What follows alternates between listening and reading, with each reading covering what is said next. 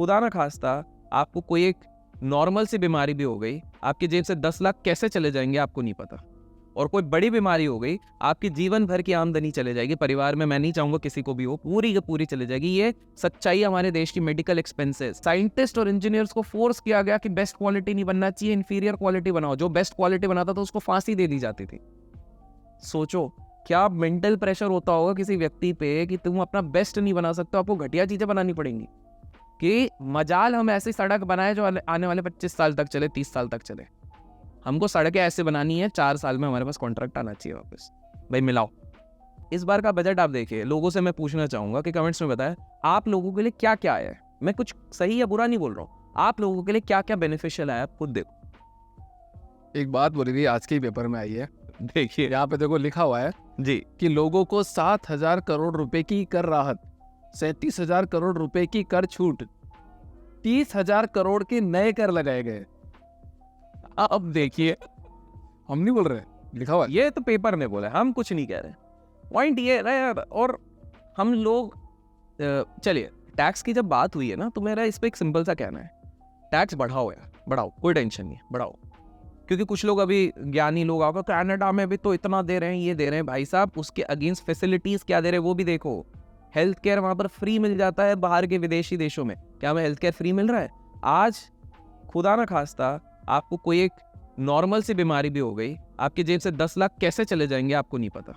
और कोई बड़ी बीमारी हो गई, आपकी जीवन भर की आमदनी चले जाएगी, परिवार में मैं नहीं चाहूंगा किसी को भी हो, पूरी की पूरी चले जाएगी। ये सच्चाई हमारे देश की मेडिकल एक्सपेंसेस। सैलरी अगर 20% से बढ़ी है लास्ट 10 साल में, मेडिकल एक्सपेंसेस 300% से बढ़ गए। मिनिमम बोल रहा हूं मैं, 20 और 300 के हिसाब से आप डिफरेंस देख लो। आज आपको सर्दी जुकाम हो जाए, एक प्रिस्क्रिप्शन लेने जाओगे एक ढंग के डॉक्टर से, 1000 रुपये उधर ही जा रहे हो। कोई लिगामेंट फ्रैक्चर हो गया, कोई हार्ट का ऑपरेशन हो गया, कोई किडनी फेलियर हो गया, कितना खर्चा जा रहा है आपको पता है। तो पॉइंट ये है कि कर अगर बढ़ाया जा रहा है, टैक्स बढ़ाया जा रहा है, तो क्या फैसिलिटीज मिल रही है? विदेश में जाओगे, वहां के पब्लिक ट्रांसपोर्ट देखो, क्लीन है, हर जगह रुकते हैं, एम्पल ऑफ स्पेस है। कुछ लोग बोलेंगे और हमारे इधर लोग इतने ज्यादा है, तो लोग इतने ज्यादा है तो सबसे प्रॉपर सिमेट्री बेसिस पे टैक्स लो ना फिर, और उतनी फैसिलिटी दो। आज भी आप मुंबई के लोकल में जाते हो, मतलब मैं तो बहुत ट्रैवल किया हूँ मुंबई के लोकल पे, तब भी यही सीन था कि लोकल में आपको जगह नहीं मिलेगी, 2 स्टेशन पहले आपको खड़े होना है, पीछे से धक्का आएगा, आप अपने आप दूसरे स्टेशन पे उतर जाओगे।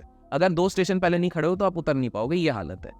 पर आज भी वही है अर्थ, अगर जब इतना टैक्स बढ़ा है तो और बढ़ाओ। कुछ लोग बोलेंगे अरे नहीं इसमें सरकार की क्या गलती है, जितने भी अगर आप बढ़ा लोगे नहीं होगा, तो भैया प्लानिंग करो ना वैसी। जब टैक्स जा रहा है तो इस चीज पे करो ना, कहाँ जा रहा है वो सारा पैसा। कुछ लोग बोलेंगे इंफ्रास्ट्रक्चर हुआ है, मैं इसमें डिनाई नहीं करूंगा, इंफ्रास्ट्रक्चर डेवलपमेंट हुए हैं, हाईवेज हो रहे हैं, सही हो रहे हैं, लेकिन आज भी आप मेजर शहरों के सड़कों पे जाओ, लोग खुद बताएंगे कमेंट्स पे, मेजर शहरों के सड़कों पे जाओ, क्या होता है, हर 5 साल में कॉन्ट्रैक्ट रिन्यूअल हो रहा है, क्योंकि पॉट होल्स हो जा रहे हैं। जानबूझ के कॉन्ट्रैक्टर ऐसे सड़कें बना रहा है कि हर 5 साल में एक बार में अगर अच्छा बना दिया। और ये भी सीखा हमने विदेशों से। विदेश में क्या हुआ था, विदेश में एक बल्ब है जो आज भी 125 साल से चल रहा है, बल्ब 125 साल से चल रहा है। कि क्या हुआ था उस समय पे, इंडस्ट्रियलिस्ट लोग बैठे हुए थे साथ में, उन लोगों ने उस समय पे सारी ड्यूरेबल चीजें मिलती थी। आप अपने बचपन में चले जाओ, बचपन की जो टीवी थी आज तक चल रही है। जो नोकिया का एक फोन आता था जिसको आप 5वें माले से भी फेंक दो, एक बार चार्ज करते थे 10 दिन तक, सोचना ही नहीं है, भले आप दिन भर वो सांप वाला गेम खेल लो, चलता था। ठीक है, आज आप देखो मजबूरन हर 2 साल में आपको टेक्नोलॉजी बदलनी पड़ रही है। तो उस समय पे उद्योगपति लोग बैठे थे, उद्योगपति लोगों ने बोला, उस समय पे लड़कियों के लिए लेगिंग्स बनती थी, एक लेगिंग 20 साल चलती थी। उन्होंने बोला यार 20 साल एक बार बेच दिया तो लेंगे नहीं। दवाइयाँ 5-5 साल 8-8 साल चल रही हैं, बोला दवाइयाँ तो कोई लेगा नहीं। क्या करें, 2 कंसेप्ट ले आओ, एक्सपायरी का कंसेप्ट ले आओ और क्रेडिट का कंसेप्ट ले आओ। एक्सपायरी लगा दो हर चीज पे। साइंटिस्ट और इंजीनियर्स को फोर्स किया गया कि बेस्ट क्वालिटी नहीं बनना चाहिए, इंफीरियर क्वालिटी बनाओ। जो बेस्ट क्वालिटी बनाता था उसको फांसी दे दी जाती थी।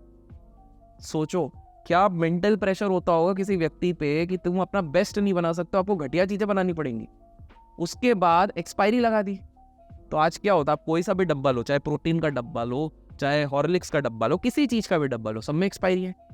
एक्सपायरी के साथ आप ढक्कन खोलोगे 30 दिन में खाओ वरना खराब है, क्योंकि 30 दिन में खत्म होगा। चलो इंडियंस तो 30 को भी 40 दिन तो चलाएंगे, तभी तो आप नया ऑर्डर करोगे। तो ये सारा गेम, एक्सपायरी, ये वाली सारी चीजें वही रोड कंस्ट्रक्शन वालों ने लगा दी है कि मजाल हम ऐसी सड़क बनाए जो आने वाले 25 साल तक चले, 30 साल तक चले। हमको सड़कें ऐसे बनानी है 4 साल में हमारे पास कॉन्ट्रैक्ट आना चाहिए वापस, भाई मिलाओ।